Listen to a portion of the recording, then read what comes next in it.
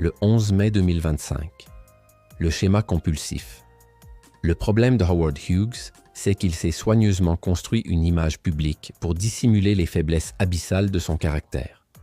Au lieu d'apparaître comme un patron à la volonté de contrôle maladive et irrationnelle, il se faisait passer pour un individualiste forcené et le rebelle américain par excellence. Son talent pour jouer les hommes d'affaires à la tête d'un empire de plusieurs millions de dollars faisait des ravages. En vérité, il avait hérité de son père une entreprise de matériel de forage de puits pétroliers extrêmement profitable. Au fil des années, seule la Hughes Tool Company et une filiale de celle-ci, la première Hughes Aircraft Company, ont dégagé des profits substantiels.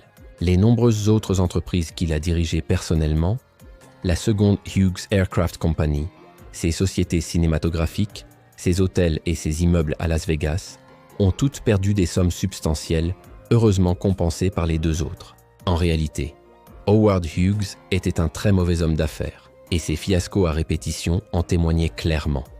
Mais c'est un angle mort propre à la nature humaine. Nous sommes mal équipés pour évaluer le caractère des individus auxquels nous avons affaire. Leur image publique, leur réputation nous éblouissent.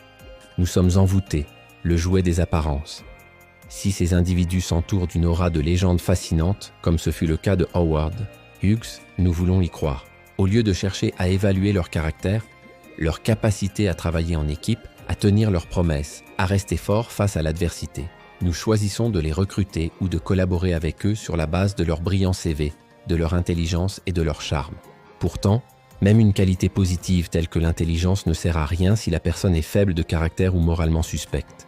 Et à cause de ce point aveugle, nous souffrons de devoir supporter un dirigeant velléitaire et lunatique, un patron désireux de tout contrôler, un partenaire sournois et manipulateur. Ce phénomène propre à l'espèce humaine est la source de nombreuses tragédies de l'histoire. Abonnez-vous, like et commentez pour plus de contenu.